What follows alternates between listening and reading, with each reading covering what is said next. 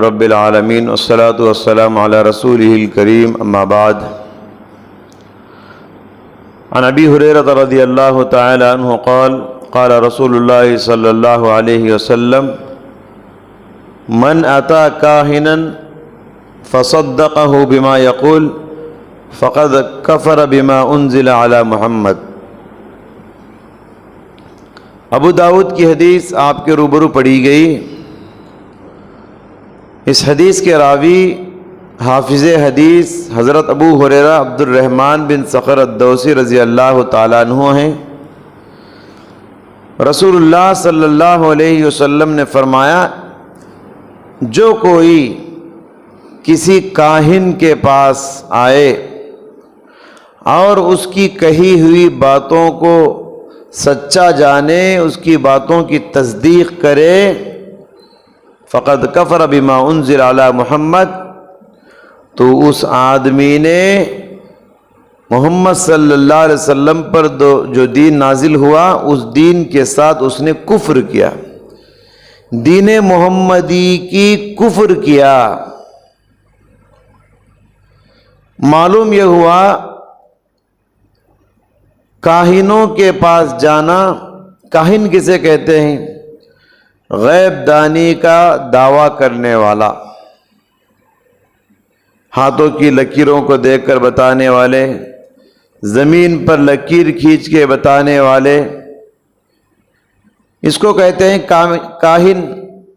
بعض ستاروں کو دیکھ کر بولتے ہیں، غیب کا دعویٰ کرنے والے۔ بعض ہمارے سماج میں کچھ خواتین پھرتی رہتی ہیں، وہ سودی بولنے کی بات کرتی ہیں، ان کے پنجرے میں طوطا ہوتا ہے، اپنا نصیب کھلواتے ہیں بلا کے، اس کے پاس چٹیاں ہوتی ہیں، چٹیاں نکال کے ڈالتی ہیں، طوطا اس میں سے ایک چٹی نکالتا ہے، اس چٹی کو کھول کے پڑھتے ہیں تو کہتے ہیں کہ تمہارے ساتھ ایسا ہونے والا ہے اور ایسا ہونے والا ہے، غیب کی باتیں۔ تو اس طرح کی باتیں جو بھی سنتے ہیں اور سن کر یقین کر لیتے ہیں تو اس کا انجام یہ ہوگا کہ اس نے دین محمدی کے ساتھ کفر کیا، کافر کا کام ہے یہ۔ ایک اور روایت میں ہے، من اتی عرافا فسألہ عن شیء لم تقبل لہ صلاة 40 یوما۔ فرمایا کہ جو کوئی کسی عراف کے پاس، غیب کا دعویٰ کرنے والے کے پاس جائے اور اس سے کچھ سوال کرے، اس سے کچھ پوچھے، صرف پوچھا، یقین نہیں کیا، یقین کرنے پر دین محمدی کے ساتھ کفر ہو گیا، یقین نہیں کیا، صرف اس غرض سے گیا کہ پوچھ کے دیکھیں گے کیا بولتا ہے، سنیں گے، تو کہا اس کی 40 دن کی نماز قبول نہیں ہوئی۔ لم تقبل لہ صلاة 40 یوما، اس کی 40 دن کی نماز قبول نہیں ہوگی۔ کتنا بڑا ایفیکٹ ہے صرف سوال کرنے پر۔ تو آج ہر محلے میں کچھ لوگ غیب دانی کا دعویٰ کرنے والے آپ کو ملیں گے۔ آج لوگوں کو کوئی بھی مشکل آتا ہے، سب سے پہلے ان کو عامل کامل یاد آتے ہیں، دکان کھول کے بیٹھے ہیں، محلے میں گاؤں میں مشہور ہیں، ان سے مشورہ لیے بغیر کوئی کام نہیں کرتے لوگ۔ شادی کرنا ہے، بچی کا رشتہ ہے، پہلے مشورہ لیتے، کون سے تاریخ کو شادی رکھنا ہے، کون سا مہینہ مل کر آئے گا، کون سا وقت مل کر آئے گا، نیا گھر بنانا ہے، نیا مکان شروع کرنا ہے، دکان کی اوپننگ کرنا ہے، کوئی شو روم شروع کرنا ہے، ان سے مشورہ لیے بغیر آگے نہیں بڑھتے۔ خاص کر اس معاملے میں عورتیں آگے آگے رہتی ہیں۔ تو حضرات، یہ سب شرکیہ عقیدے ہیں، باطل عقیدے ہیں، باطل نظریات ہیں۔ گھر بناتے ہیں تو سدھانتی کے پاس جاتے ہیں، واستو کا عقیدہ اسے کہتے ہیں، وہ بتاتا ہے نل کدھر رکھنا ہے، ٹینک کدھر رکھنا ہے۔ ٹھیک ہے، اگر آپ کو اپنی سہولت کے حساب سے ادھر سے کھڑکی رکھنے سے ہوا آئے گی، ادھر دروازہ رکھنے سے اچھی ہوا آئے گی، بہتر ہے، رکھ سکتے ہیں آپ، لیکن اس غرض سے نہیں رکھتے۔ وہ بولتا ہے کہ ادھر رکھنے سے مل کر آئے گا، ادھر رکھنے سے مل کو نہیں آتا، ٹینک ادھر ہے تو مل کے نہیں آتا، باتھ روم ادھر ہے تو مل کر نہیں آتا، نل ادھر ہے تو مل کر نہیں آتا۔ یہ جھاڑ کیوں ہے یہاں؟ اس جھاڑ کی وجہ سے تمہارے گھر میں بیماریاں آ رہی ہیں، پہلے جھاڑ کاٹو یہاں سے، گھر کے سامنے، گھر کے پیچھے جھاڑ نہیں رہنا، کچھ لوگ بولتے ہیں فلاں جھاڑ رہنا، کچھ لوگ بولتے ہیں سبزے کا جھاڑ گھر کے سامنے نہیں رہنا، کہتے ہیں کیوں جی، سب چلے جاتے ہیں۔ تو اس طریقے کے عقیدے لوگوں کے پاس پائے جاتے ہیں، تلسی کا جھاڑ رکھیں گے، کل بندے کا جھاڑ رکھیں گے، مل کر آئے گا، ہندوانہ عقیدے لوگوں کے۔ آج اور تو اور مسلمانوں کے گھروں کے سامنے دیکھیے کل بندے کا جھاڑ لٹک رہا ہے یا کنڈی میں رکھا ہوا ہے، اسی عقیدے کے ساتھ ہیں وہ۔ ان جھاڑوں کو پہلے اپنے گھروں سے نکالیے۔ سچ ہے کہ اس جھاڑ میں کوئی فائدہ اور نقصان نہیں، اس جھاڑ میں آپ کو بیماریوں کے شفا ہو سکتی ہے، کچھ ادویات دوا کے طور پہ استعمال کر سکتے ہیں، لیکن اس عقیدے کے ساتھ لوگ رکھتے ہیں کہ اس جھاڑ کو رکھنے سے مل کر آئے گا، نظر نہیں لگے گا۔ تو اگر یہ غرض ہے تو فوراً ان کنڈیوں کو، ان جھاڑوں کو اپنے گھروں کے سامنے سے نکال باہر کیجیے۔ صحابہ کرام نے پیارے نبی صلی اللہ علیہ وسلم سے سوال کیا، اللہ کے نبی، یہ کاہن، یہ عامل کامل جو ہے جیسے بتاتے ہیں ویسے ہی ہوتا ہے، وہ بتاتے کل ایسا ہونے والا ویسے ہو جاتا ہے؟ تو پیارے نبی صلی اللہ علیہ وسلم نے فرمایا کہ بعثت سے پہلے، یعنی ہمارے نبی کو نبی بنائے جانے سے پہلے کیا ہوتا تھا، یہ جنات و شیاطین اوپر جاتے تھے، آسمان میں ہونے والے فیصلوں کو سنتے تھے اور آ کر نیچے جادوگروں کو بتاتے تھے، ان کاہنوں کو بتاتے تھے۔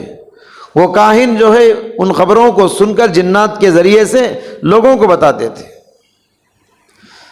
بعثت نبوی کے بعد، یعنی ہمارے نبی کے سر پر نبوت کا تاج رکھنے کے بعد اللہ تعالیٰ نے آسمان کو بند کر دیا، کوئی جن، کوئی شیطان اب آسمان پہ نہیں آ سکتا، اوپر آنے کے آسمانوں کے دروازے ان کے لیے اللہ نے بند کر دیے۔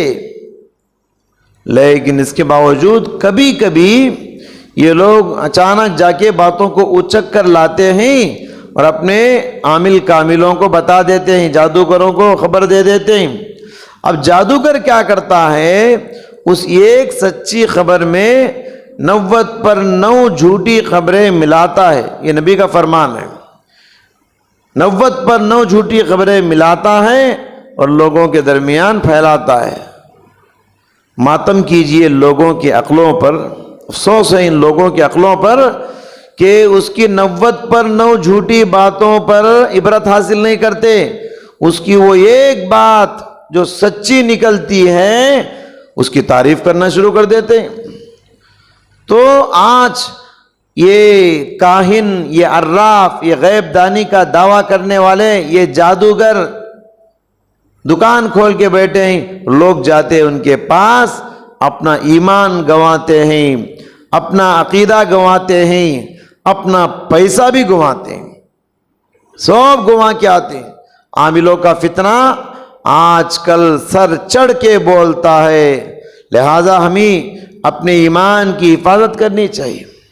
شرک یہی نہیں کہ کسی بت کے سامنے آپ سر جھکائیں، شرک یہی نہیں کسی شجر حجر کے سامنے آپ سر جھکائیں، شرک یہ بھی ہے کہ اس طرح کے کام آپ کریں۔